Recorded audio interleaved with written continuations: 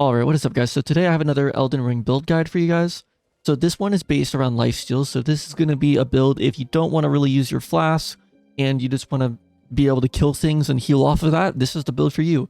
So let's go ahead and get right into it. So starting out, we do have the Blasphemous Blade. This weapon just makes sense because of the fact that it has the ability to restore your HP whenever you defeat an enemy, and also the weapon art does the same thing. So it just makes sense to have this. Next up, we have the Serpent God's Curved Sword. Now, you're not actually going to be using this weapon ever. You're just going to be having it on your side like this, as the weapon effect will still actually take place, even if it's in your offhand. So your Blasphemous Blade is the main weapon, and this is just a weapon to get more lifesteal.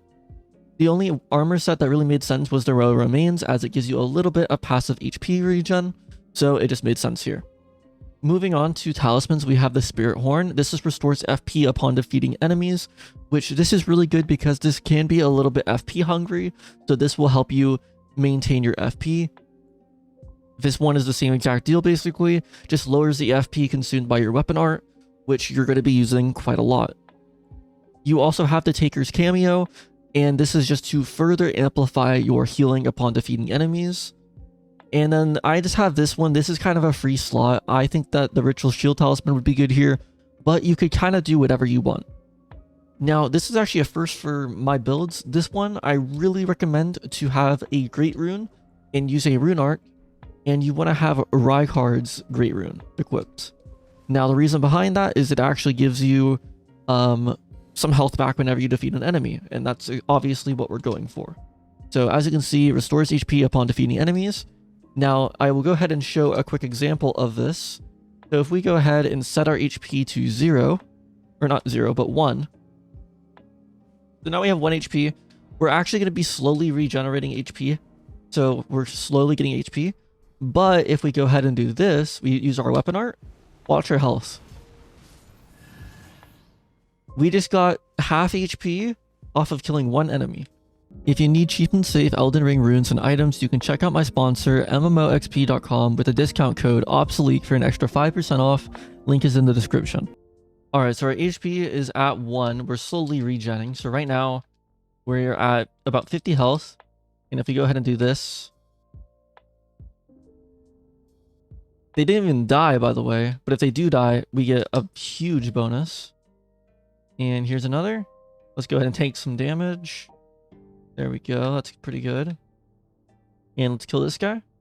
If they don't die, you don't get as much health back, but it's still pretty good. So here, let's go ahead and use one of these, maybe. Oh, he's done. Gonna take some hits, or someone needs to kill me. Or hit me. Alright, so we got a few people. There's 2 people right here. Let's go ahead and use it. And if we do it one more time, now we're at full HP. Alright, there is one thing that you can change about this build, which is instead of using Rykard's rune, you can go ahead and use this one so that it kind of gives you the Bloodborne effect where whenever you get attacked, you can restore some HP after the damage is taken. And that's just because this one only procs on defeating enemies, and with boss fights, you're not going to be defeating multiple enemies or a lot of enemies quickly. Usually it's only a 1-on-1, so this would be better in that case. But beyond that, we have our Rune Arc, and let's go ahead and show it off. And now we need to get hit. But I also want to get some damage in to show that this build's not just like, you know, useless in terms of damage or anything like that. So here we go. Let's go ahead and heal that back up. There we go, we're healed back up. What you got? What you gonna do? There we go. I cannot believe I dodged all that. That's impressive. Come on. Okay, I'm going to tank this. There we go. Go ahead and reposition right here. That's a heal. And... oh, we missed that one. That's a huge heal right there.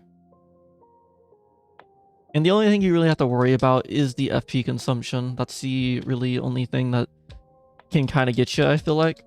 But beyond that, you're pretty much just an absolutely healing, life-stealing beast. And I think it's extremely good. And you can even tank hits. Like you can like be mid animation and then tank a hit and still heal from it. We just gotta go ahead and get some more FP. And I haven't used a healing flask yet at all. This has all been done through the weapon art. Oh man. So as you can see, I'm kind of struggling with some of these bosses here, but I think that if you put this build with someone that, you know, can use it correctly, I think this build could be really, really strong. I personally always use dex builds, so I'm not really used to taking forever to use, you know, to hit something. So it is something that's a little bit different for me. Let's try it. Here we go. Oh, we're dead. But yeah, that's about it. I just wanted to show off this build as some of you guys wanted to see this, and so here it is. Like, comment, and subscribe for more, and I'll see you guys in the next one.